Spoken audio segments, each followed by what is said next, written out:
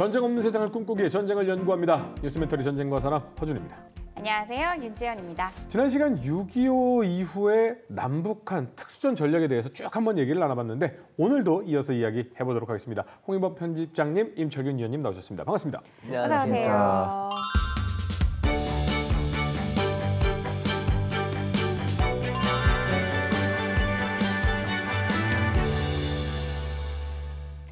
냉전 이후 소련의 붕괴와 걸프전이 벌어지면서 이 특수전의 전력들도 굉장히 많은 변화가 있었을 것 같은데요.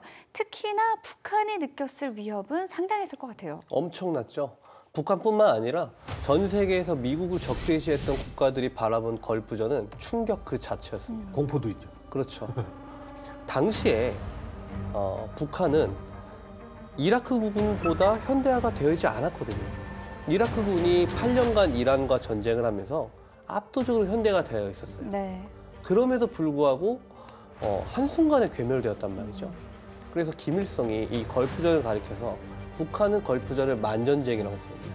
이 만전쟁을 가리켜서 다음과 같은 이제 전쟁의 교훈을 도출해냅니다.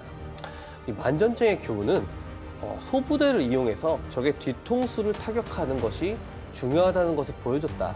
이렇게 하면서 만약에 이라크군이 사우디아라비아에 전개되어 있는 24개의 연합군 비행장을 소부대로 타격을 했다면 그중에 50%만 타격을 했어도 이제 침략군 비행기들이 그렇게 마음 놓고 활동하진 못했을 것이다. 당시 김일성의 군사적 수준과 그가 느꼈던 위협을 잘 보여주는 대목이라고 할 수 있습니다. 무슨 말이냐? 원래 누구나 그럴듯한 계획이 있어요. 맞아보기 전까지. 네.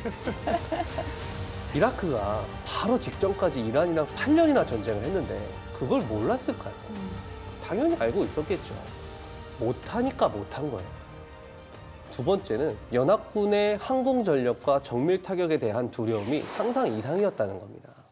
특히나 북한 같은 경우는 6.25 때 우리 연합군의 무제한 평양 폭격으로 인한 트라우마가 있잖아요. 거기에 정밀 폭격까지 더해지니까 미군의 압도적인 제공권에 대한 두려움이 정말 뼛속 깊이 심어져 있거든요. 그래서 이때 김일성은 소부대 배합전을 강조하면서 동시에 중요 시설물들을 지하화하라고 지시를 하기 시작합니다. 지금 우리가 바라보고 있는 북한의 갱도 진지들, 무기 군수 공장들은 다 땅속에 들어가 있잖아요. 그런 것들이랑 땅굴 전술, 적의 항공기를 거부하기 위한 철벽 작전 교육, 이런 것들은 이때부터 이제 시작이 된 거죠. 2000년대 이후에 이제 테러와의 전쟁을 미국이 선포를 했잖아요. 근데 그렇죠. 테러하면 특수부대 담당이잖아요. 우리도 이 테러와의 전쟁 이후에 좀 특수부대들의 변화가 있었나요? 없다고는 할 수는 없죠. 일단 이게 80년대 중후반부터 우리 군이 테러에 대한 대비를 많이 하기 시작합니다. 군에서도 원래 707 특수임무대대가 대테러 부대 목적은 아니었거든요. 그런데 이때부터 국가 대테러 특수임무부대 중 하나로 지정이 되면서 우리가 707 특임대 이미지가 흑복을 입고 대테러 장비를 들고 막 신내도 입고 이런 거잖아요. 그 이미지가 한 올림픽 이전부터 이제 정립이 되기 시작한 거죠, 이제. 그러니까 이때 연습하는 거, 훈련하는 거 이제 영상들이 이제 많이 있잖아요. 그러면 이제 하늘이 팍 나타나는데 그냥 적이 나타나는 게 아니라 인지를 이렇게 잡고 있는 적이 나타났을 그렇죠. 때 그 인지를 비껴서 이렇게 막 쏘고 이런. 그때 막 앞으로 굴러서 쏘고 막 뒤로 굴러서 쏘고 그런 경우를 많이 연출했죠. 그리고 또 90년대 이후에는 우리 군의 해외 파병이 많이 늘어났는데 이러면서 이제 특전사도 어떤 파병을 많이 나가고 그러면서 2010년에는 아예 기존의 제5공수여단을 기초로 국제평화지원단, 국평단이라는 기관을 만듭니다. 이 국평단은 예하 대대들 중에 1개 대대가 언제 파병이 돼도 될 수 있는 어떤 파병 대기 대대로 지정돼서 빠른 시간 내에 파병할 수 있는 준비를 다 갖추고 있습니다. 그렇기 때문에 많은 준비를 하고 특히 국평단이 중요한 게 해외 파병 대대잖아요. 그러다 보니까 어떤 가장 새로운 장비와 전술 이런 것들을 어떤 연구하는 토대가 돼서 어떤 특전사의 발전을 이루는데 굉장히 중요한 역할을 해왔죠, 지금까지도. 그리고 또 707 특임대가 대테러 전문 특임대지만 그와는 별개로 각 공수특전여단 예하에도 대테러 특임대가 추가로 창설되는 등 유사시에 대테러 초동 대응 능력을 높이는 쪽으로 많이 발전했다 이렇게 얘기를 하고 있습니다. 그리고 또 2000년대 이후에 이 국군 특수부대가 맹활약했던 작전이라고 하면은 아덴만의 여명 작전을 빼놓을 수가 없잖아요. 이 아덴만 여명 작전은 건군 사상 최초로 해외에서 전개된 인질 구출 작전입니다. 전 세계 인질 구출 작전사에서도 손에 꼽힐 정도로 성공적인 작전으로 기록이 됐고요. 근데 지금도 그렇지만 저 바브엘 만데브 해협은 세계 3대 초크 포인트 중에 하나예요. 그래서 거기를 드나드는 입구라고 할 수 있는 아라비아 해에는 항상 해적들이 있거든요. 요 당시에도 해적들이 들끓고 있었습니다. 2011년 1월 14일 07시 30분경에 3호 주얼리호에는 한국인 8명을 포함한 21명의 선원이 탑승해서 항해 중에 있었어요. 네. 3호 주얼리호가 소말리아 북동쪽 해역 2,000km에 있는 아라비아 해역을 통과하고 있었는데 이 항로가 원래 가야 될 항로가 아니라 변경된 항로였어요. 바로 2달 전에 같은 회사의 3호 드림호라는 배가 있었는데 이 배가 해적한테 피랍이 돼가지고 950만 달러나 몸값을 주고 간신히 풀려난 전례가 있었거든요. 그래서 북쪽으로 항로를 1200km나 틀어서 새로 설정을 한 거예요. 그런데 여기에도 해적이 있었던 거예요. 그래서 이 해적들이 고속정으로 접근해가지고 사다리 걸고 배에 올라왔단 말이죠. 이게 올라오는 동안에 이제 선원들은 선실 안으로 대피를 하고 그리고 대피를 하면서 동시에 긴급 조난 신호를 발시를 했어요. 그래서 이거를 이제 접수한 회사는 즉시 외교부와 해양수산부로 신고를 했어요. 그러나 올라온 해적들이 쇠막대기를 가지고 3시간 만에 문을 따버린 거예요. 그래서 인질들을 다 만들어 버렸어요. 그 상태에서 이제 소말리아 쪽으로 배를 틀게 한 거죠. 근데 천만다행히도 이 해역에는 다국적 해양 보안망이 가동하고 있었거든요. 그래서 인근 아덴만 해역에 우리 청해부대 최영함이 작전을 하고 있었어요. 그래서 즉시 구출 작전에 돌입할 수 있었던 겁니다. 그 사실 해적을 많이 이제 이 방송을 보시는 분들은 많이들 알고 계시겠지만 해적이 캐리비안의 해적을 떠올리시면 안 돼요. 아주 작은 모터보트로 굉장히 빠르게 이제 다가가기 때문에 각 배들은 여러 가지 그거에 대응하기 위해서 용병을 고용한다든지 뭐 이렇게 여러 가지가 있는데 우리나라 민간 상승들은 용병을 고용할 수가 없으니까 뭐 방어는 하겠지만 아예 철벽을 배 안에 만들어 놓습니다. 그래서 해적이 들어오면 문 닫고 잠고 구조 신호 뗀 다음에 거기서 기다리고 있는 거예요. 그러면 해적이 올라와서 아무리 두들겨도 문은 안 열리고 해서 이제 탈출할 수 있는 방법을 강구하는데 해적들은 이제 문 따는 방법을 강구하기 시작한 거죠. 그래서 따버린 거예요. 맞습니다. 자, 어떤 부대가 투입이 됩니까? 예, 아덴만의 여명 작전에서 실제 작전을 수행한 것은 바로 이 청해부대 예하의 검문 검색대입니다. 총 30여 명으로 구성됐는데 그 핵심이 바로 UDTC의 대테러 특수임무대에 대해서 차출된 그 인원들이죠. 이제 상호주얼리호가 납치가 됐잖아요. 이 청해부대가 출동했는데 추적 끝에 1월 18일에 1차 구출 작전을 시도를 합니다. 하지만 이때 해적들이 항복하려는 모션을 보이다가 방심한 우리 부대원들이 접근할 때 사격을 개시해서 이 중에 우리 측 3명이 부상을 입고 작전은 중지가 됐어요. 뭐 물론 이 과정에서 해적들 중에도 몇 명이 바다에 떨어지면서 실종이 되고 이러면서 해적들의 숫자도 줄어들긴 했습니다만 네. 하여간에 이렇게 1차 구출 시도는 중지됐어요. 그리고 계속 추적을 하다가 3일 뒤에 이제 2차 구출 작전이 시도가 되는데 이때 구출 작전 시간이 새벽 해가 뜨기 직전. 그래서 아덴만의 여명이 됩니다. 이 5시 무렵에 헬기와 최영함으로부터 기총소사를 해서 해적들의 시선을 분산시키고 갑판 위에 올라있는 해적들은 저격으로 처리를 해요. 제압을 하면서 그렇게 틈을 벌자 이 UDTC의 대테러 특임 대원들이 고속단정을 타고 이 배에 접근을 합니다. 이 2차례에 걸쳐서 이 인원들이 투입이 돼서 총 15명이 진입을 했는데 무려 5시간이 걸렸어요, 구출 작전에. 이게 왜 그러냐면은 해적들의 인원이 많다 하기보다는 배가 워낙 크고 복잡하니까 완벽하게 소탕을 해야 되기 때문에 5시간에 걸쳐서 수색을 한 거고 그 과정에서 해적을 전부 사살하거나 생포합니다. 그리고 우리 측 돌입 인원은 아무런 사상자가 없고 인질 중에도 단 한 명만 부상을 입어요. 바로 이때 부상자가 석혜균 선장님이죠. 이분이 굉장히 심한 부상을 입었는데 다행히 후송이 된 다음에 우리나라에 와서 수술을 받아서 살아납니다. 중증 외상센터. 그렇죠. 예. 바로 이게 또 요즘에 어떤 핫한 네. 그 컨텐츠와 연결이 되죠. 예. 청해부대가 해적에 피랍된 3호 주얼리호 구출 작전에 나선 건 현지 시각으로 새벽 5시쯤. 우리 군은 퇴영함을 3호 주얼리호에 접근시켜 함포로 위협 사격하고 링스 헬기로 엄호했습니다. 해적들이 혼란에 빠진 틈을 타 UDT 대원들은 고속단정 3척을 이용해 화물선에 은밀히 올라탔습니다. 첨단 무기로 중무장한 대원들은 기관실 등 격실 57개를 차례로 장악해 나가며 해적과 교전을 벌였습니다. 5시간 동안의 치열한 작전 끝에 우리 군은 해적 8명을 사살하고 나머지 5명을 생포했습니다. 인질로 붙잡혔던 한국인 선원 8명과 미얀마인 11명, 인도네시아인 2명 등 모두 21명이 구출됐습니다. 해적에 대항한 최초의 군사작전인 아덴만 여명 작전을 성공적으로 수행한 청해 부대는 3호 주얼리호를 안전한 지역까지 엄호하고 경계 해역으로 복귀할 예정입니다.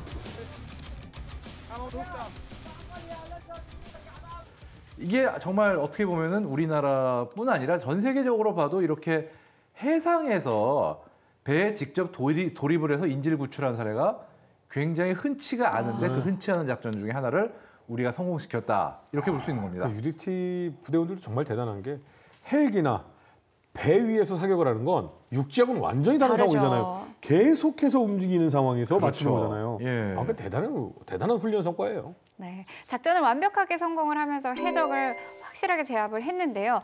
이 결과를 한번 좀 살펴보도록 할까요? 작전 결과 13명의 해적 중에 8명이 사살되고 5명이 생포돼서 국내로 압송돼가지고 기소 후 처벌되었습니다. 네. 오히려 행복해했다라는 그 그랬을 사실 거예요. 후임담이 있어요. 네, 한국에 오게 된 걸 행복해했다고. 네.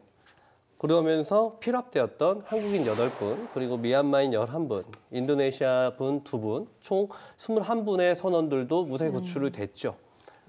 이 돌입 작전에서는 피해가 없었습니다. 1차 돌입 시도할 때는 3명의 부상이 있었지만 총상을 입은 석희군 선장도 앞서 말씀하셨던 것처럼 다행히 후속돼서 잘 치료를 받았고 전무후무한 기록으로 남게 되었죠. 자, 우리나라는 이렇게 특수전 전력을 보강해 오고 발전시켜 왔습니다. 북한은 어떻습니까? 북한은 흔히들 북한의 군사전략을 가리켜서 비대칭 전략이라고 합니다. 네. 사람들이 그죠? 근데 저는 비대칭 전략이라고 개인적으로 보지 않는 사람 중에 한 명이에요. 왜요?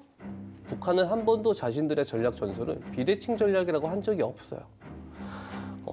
북한군의 전략 전술은 오히려 북한 출신의 사람들의 말을 들어보면 변증법적 전략 전술이다라고 합니다. 그러면 적과 나의 어떤 역량 관계를 비교 분석을 해서 이게 변화할 때마다 거기에 맞춰서 전략 전술이 바뀐단 말이죠. 항상 북한이 지금까지 해왔던 행태를 보면 그렇지 않습니까? 우리는 항상 조금 뒤에 늦게 대응을 하고 우리가 북한은- 대응하는. 네. 그렇죠. 그러다 보니까 북한은 자신들의 전략 전술을 가리켜서 기묘하고 영활한 전술이라고 부릅니다. 되게 느끼하죠, 이름이.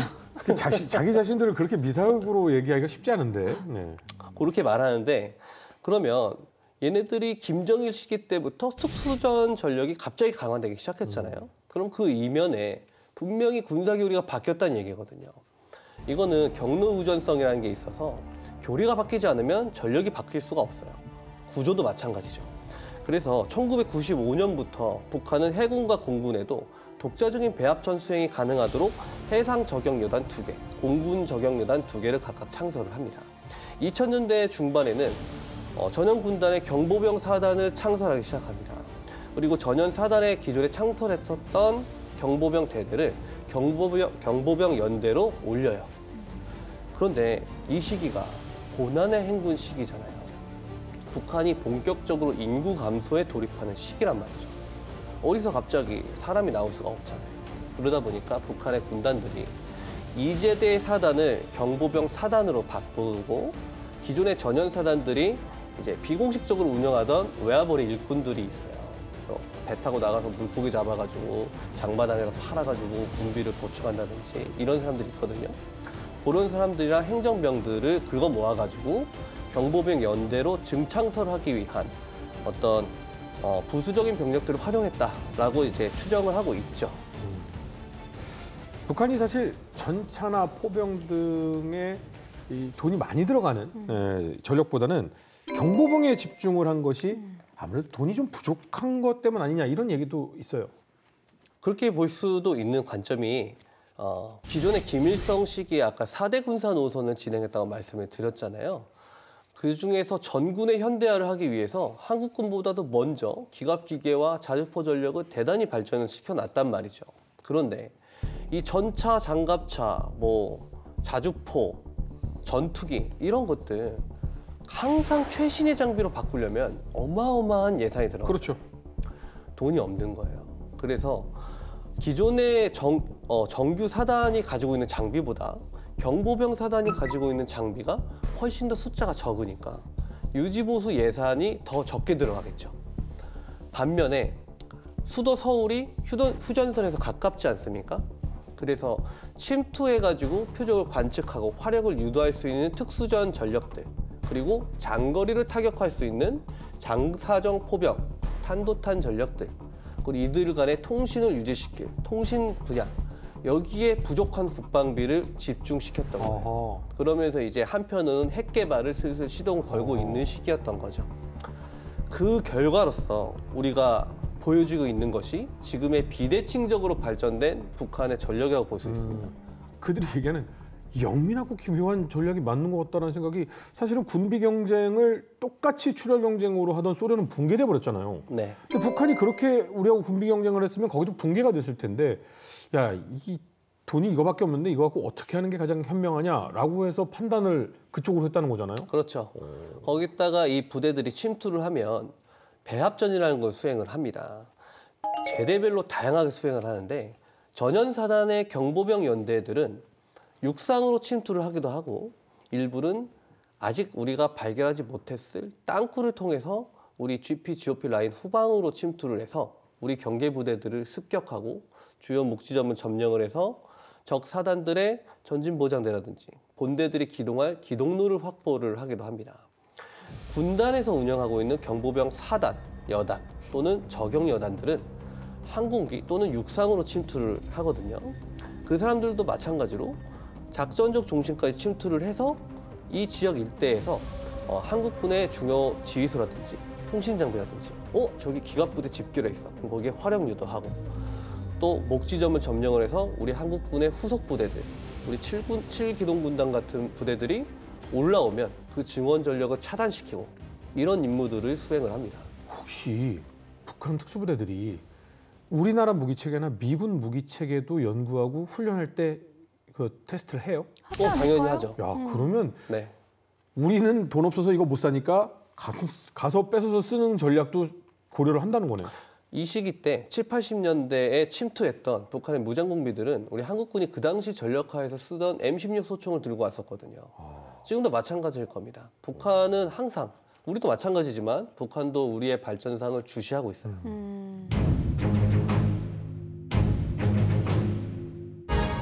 1980년대 국군은 국제대회 개최를 계기로 대테러 임무 수행을 위해 특수전 전력을 강화한다. 이를 통해 2011년 아덴만의 여명작전 당시 소말리아 해적을 제압하고 우리 선원을 구출하는 데에도 성공한다. 한편 북한은 1995년부터 배합전 수행을 위해 경보병 전력을 대폭 보강하기 시작하고 한미연합군은 이들이 유사시에 후방 지역에 침투해 교란 작전을 펼칠 것으로 예상하고 있다. 그렇다면 우리 국군의 특수부대로 다시 돌아와서 좀 의미가 없을 수도 있겠지만 우리 또 제일 좋아하는 거 있잖아요. 누가 제일 셀까? 뭐 약간 이런 거. 우리 국군 특수부대 중에 최정예 부대를 좀 찾아보자면 누가 그래서 될까요? 옛날에 방송에서 그걸 만들었잖아요. 뭐요? 사실 참 쉽지 않은 문제인 게 어느 특수부대나 고된 훈련을 통해서 한마디로 그 부대들이 수행하기로 하는 임무에 대해서는 최고의 능력을 갖추기 위해서 굉장히 애를 쓴다. 우문이 한답이네요. 네. 그렇죠. 그렇게 할 수 있죠. 네. 근데 일단 유명한 부대들은 있어요. 당연한 얘기지만 특전사도 어떻게 보면 특전사는 그 자체로 유명하고 그 중에서도 707 특임대는 아무래도 좀 약간 스타 부대라고 할 수 있는 그런 면이 있죠. 네. 그다음에 또 UDT CL 같은 경우도 또 나름 어떤 유명세가 있고 그 중에서도 뭐 대테러 특임대 유명하죠. 거기에 또 HID라고 뭐 이 부대도 이 정보사령부 예하의 육상 특임대 네. 여기도 나름 정예 조직이라고 할 수 있는데 비밀의 조직이죠. 그렇죠. 다만 지금 뭐 개인적으로 앞서 말씀드렸듯이 국내 특수부대로 분류되는 모든 부대들은 그 부대들이 맡은 범위 안에서는 어떤 최정예 부대라고 그렇죠. 불러줘야 되지 않을까 이렇게 생각은 합니다. 아이, 그들의 훈련량은요 다들 어마어마합니다. 근데 예를 들면 야구 선수랑 축구 선수가 100으로 붙으면 누가 이겨? 이걸 어떻게 알아요? 야구 선수는 야구의 훈련을 최적화해서 한 선수들이고 축구 선수는 축구의 훈련을 최적화한 선수들이고 각자 주 종목이 다른 것뿐이에요. 비유 너무 좋았다. 그렇죠. 예. 자, 말씀하신 UDT 해군의 특수부대잖아요. 그렇죠. 네, 이들의 임무는 주로 어떤 것이고 우리가 좀 알 수 있는 이 작전들은 뭐가 있을까요? 기본적으로는 해상 특수전 부대죠. 그러니까 바다로부터 침투해서 임무를 수행한다는 건 물론 바다 위에서만 있는 건 아니고 아니면은 바다 위에서 함선에서 작전한다든가 아덴만해령 같은 이 두 가지가 가장 크지만 그 이외에도 어떤 특수전 부대에 요구되는 임무 중 상당 부분은 커버할 수 있는 어떤 그런 복합적인 면이 있습니다. 네. UDT-C 같은 경우는 일단은 5주간의 기초훈련이라고 할 수 있는 BUDS 과정을 거쳐야 되는데 이게 말이 훈련이지 기본적으로 선발 과정이라고 할 수 있어요.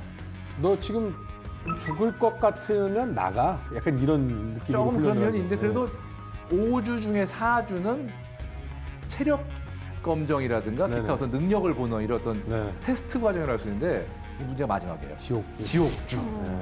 5일 동안 문자 그대로 잠을 안 재웁니다.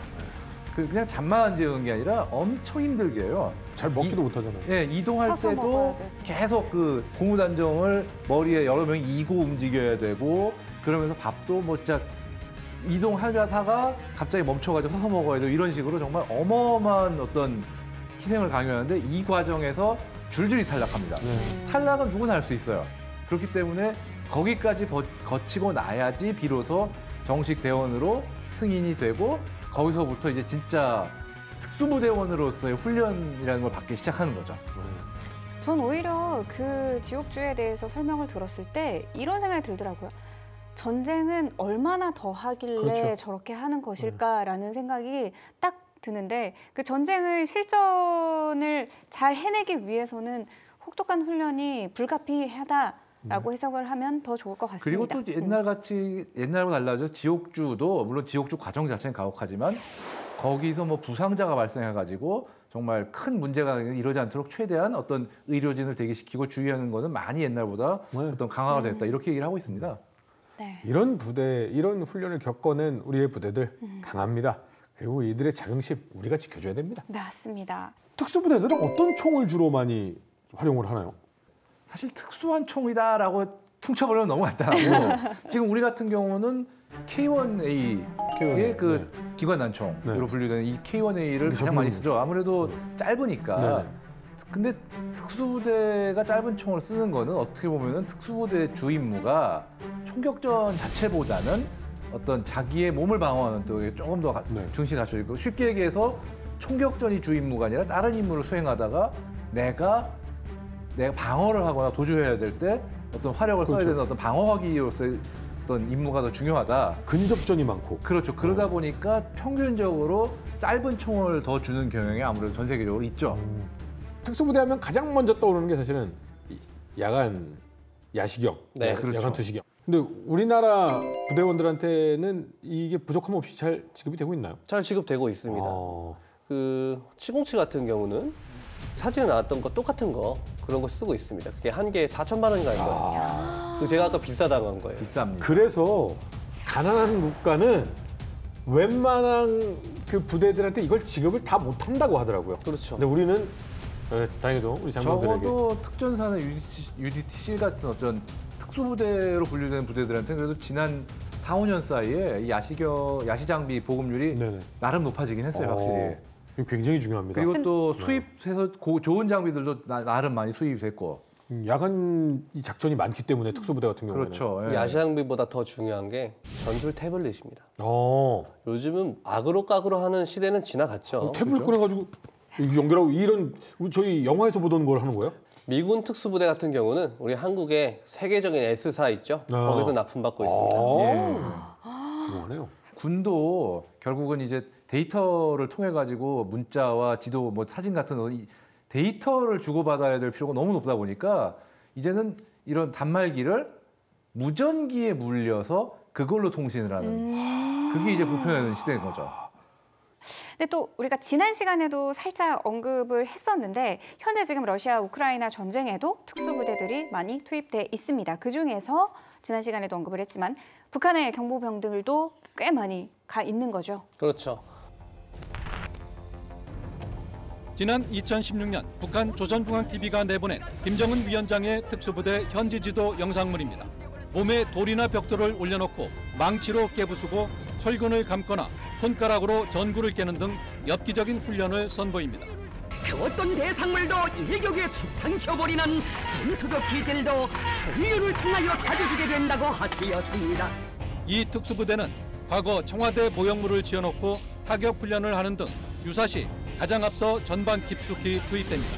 김정은 위원장은 지난달에도 특수전 부대를 방문해 유사시 적을 무자비하게 쓸어버리라고 지시했습니다.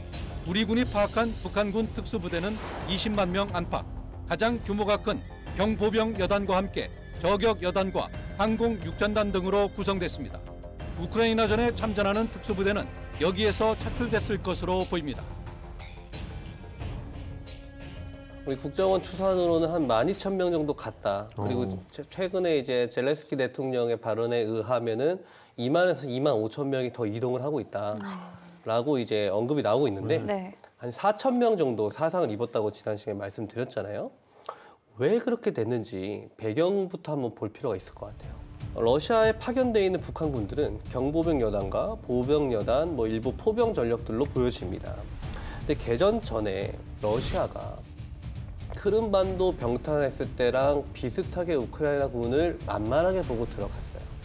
그 피해 대가를 혹독하게 지금까지 치르고 있거든요. 2025년 2월 10일 기준으로 우크라이나군 총참모부의 발표에 따르면 러시아군은 85만 명의 사상자가 발생을 했고 전차가 약 1만여 대, 장갑차가 약 2만여 대, 차량이 약 3만 6천 대, 야포가 2만 3천 문, 다련장 로켓이 1,200문 정도. 다 합치면 어마어마한 드론도 24,600대가 넘게 떨어졌어요. 이거는 정상적인 전쟁 수행이 아니라 군대 자체를 유지할 수가 없는 수준의 피해예요. 그럼에도 불구하고 러시아는 유일하게 우세한 인적 우위를 바탕으로 해서 전 전선에 걸쳐서 스톰제트, 스톰V 이 전술을 가지고 말 그대로 인해 전술을 펼치고 있죠. 그러다 보니까 러시아 입장에서는 고민사항이 생기는 거예요. 분명히 러시아는 자기들이 성과를 달성하고 싶은 지역이 있잖아요. 주 타격 방향이라고 하는데 거기가 도네츠크주의 포크롭스크 방향이란 말이죠. 여기서 돌파구를 더 성과적으로 확장하고 싶어 해요. 그러려면 거기에 잘 싸우는 병사들을 집중을 해줘야 될 거 아니에요. 그럼 어딘가는 절약을 해야겠죠. 그 절약해야 된 지역이 쿠르스크 지역인 겁니다. 그러다 보니까 거기에 810 해군 육전대 같은 전에 한번 괴멸돼가지고 재편성된 2선급 부대들이 기갑기계와 장비도 없이 투입이 되기도 하고요. 거기에 북한군들이 편승해가지고 이게 투입이 되는 거죠. 문제는 이 2선급 부대가 드론은 고사하고 견인포로 구성되어 있는 1140, 하나하나 82 포병 연대들이 이 쿠르스크 지역 전체에 있는 러브연합군의 화력을 지원해줘야 돼요. 우크라이나군의 대포병 사격이라든지 아니면 포탄 부족으로 제대로 된 포격 지원을 못 해주는 거예요. 한마디로 러시아군도 쓸 장비가 없어요. 북한군에게 지원해줄 건 더 없죠. 이 지역 전체가 평야잖아요. 평야 지대에서 보병이 기동을 하려면 적어도 연막 차장 정도는 해줘야 돼요. 하다못해 연막 수류탄이라도 지어줘야 돼요. 그런데 북한군 병사들이 나와 있는 사진이나 영상을 보면 연막 수류탄을 들고 있는 인원들이 하나도 없어요. 맨 평지를 그냥 걸어가다가 우크라이나군 드론에 식별돼서 공격받는 거예요. 포격 맞는 거죠. 이런 피해가 계속 누적되니까 4,000명 이상의 사상자가 발생을 한 거예요. 거기다가 이 북한군들한테 주어지는 탄약도 부족합니다. 그런 실정이다 보니까 북한군들은 막대한 피해를 감수할 수밖에 없는 거죠. 근데 사실 뭐 물론 그들의 목숨을 담보로 해서 여러 가지 경제적 지원이나 협력을 러시아에게 약속받았겠지만 아니 그래도 그냥 병력을 갈아 넣어서 그렇게 희생을 당하는 것보다야 그 위대하신 스탈린 동지가 전장을 지배하는 걸 포병이라고 그리고 포병 공격 이후에 육군이 들어가는 것이 맞다고 한다면 왜 이런 협동 작전을 안 해요? 기본적으로 러시아군이 북한군을 무시하는 경우가 굉장히 많습니다. 단적인 예가 이 북한군 노획 문서 중에 경보병체 94여단이 치른 플레어브 전투에 대한 분석 보고서가 있거든요. 여기에 보면 러시아군이 북한군한테 플레호보라는 마을을 점령해라 라고 임무를 부여할 수 있죠. 네. 연합군이니까.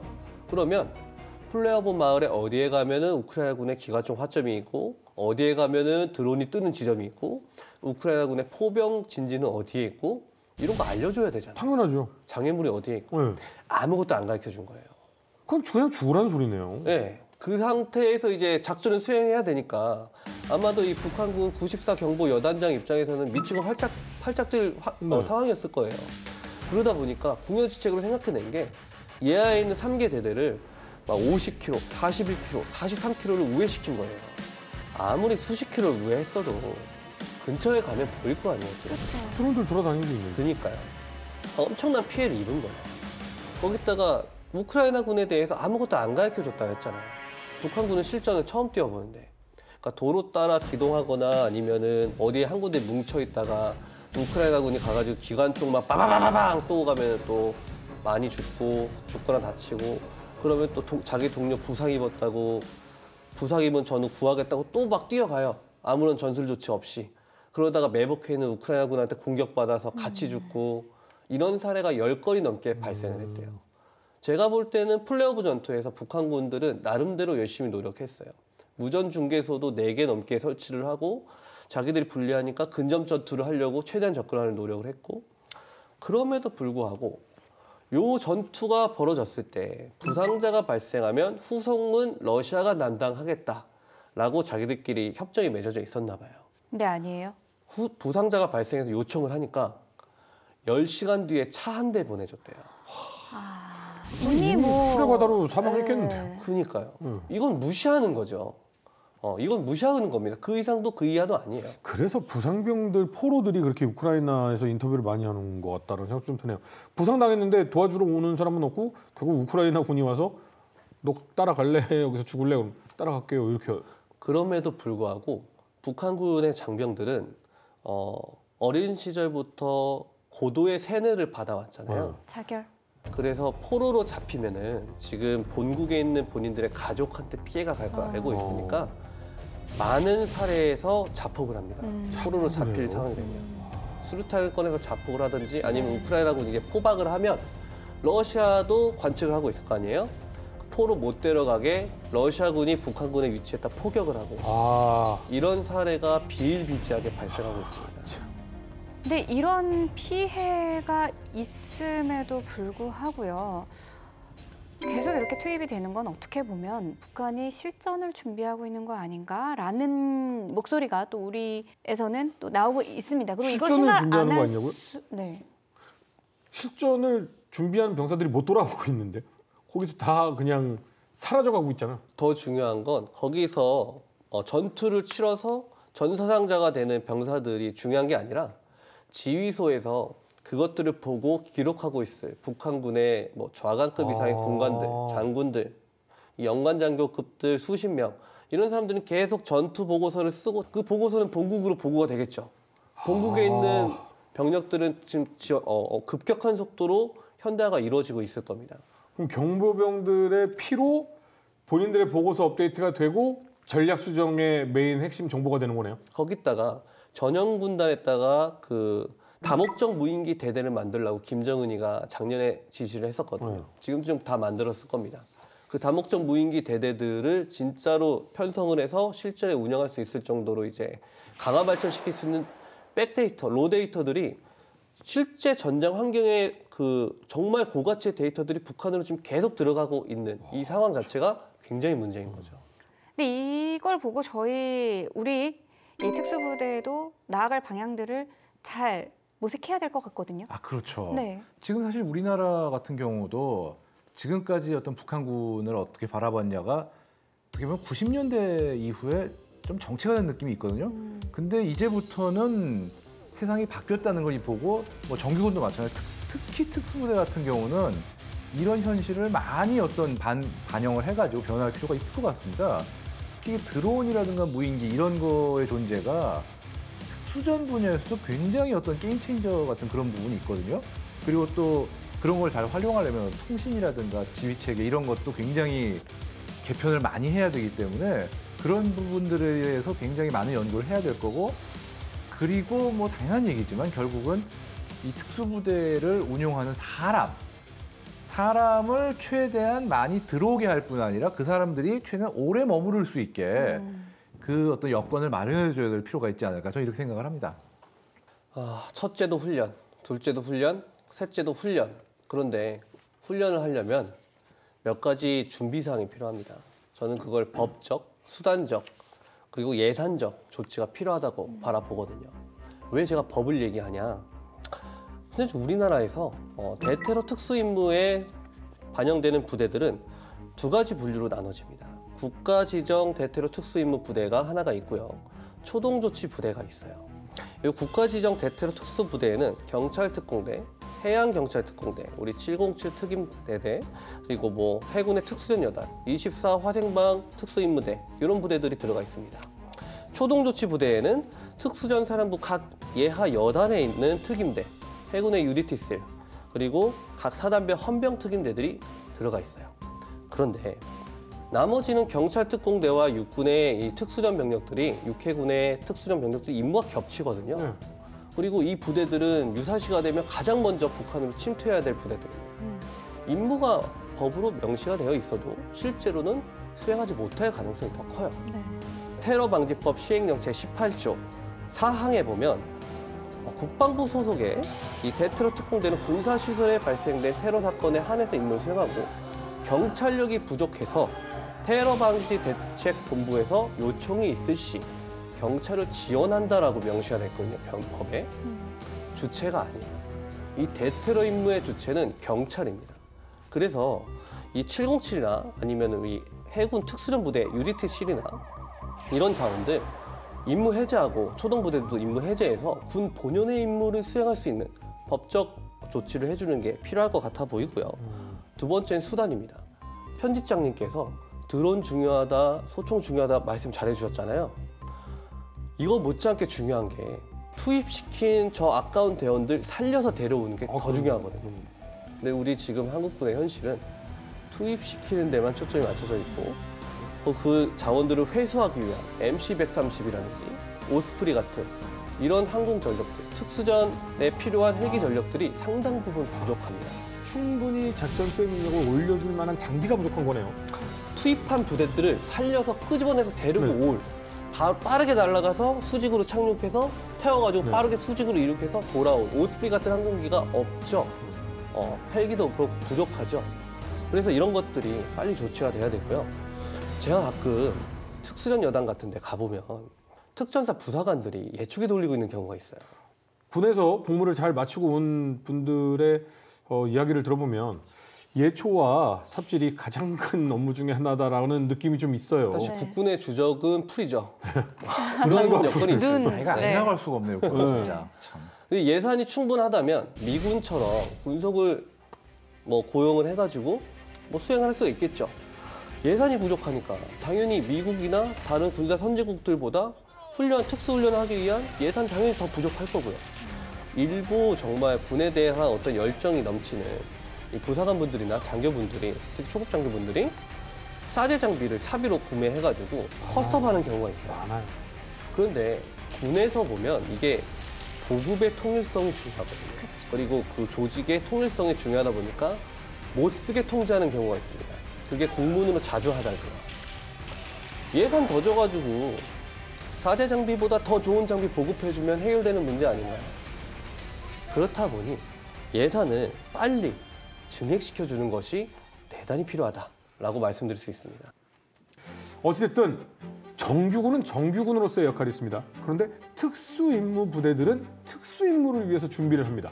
근데 이들이 적어도 돈이 부족해서 장비가 부족해서 실력이 부족하지 않은데 어떤 문제가 생기는 일은 좀 없었으면 좋겠다라는 생각이 듭니다. 오늘 이 시간에도 시청해주신 여러분 감사하고요. 다음 시간에 더 재미있게 준비해서 돌아오도록 하겠습니다. 감사합니다.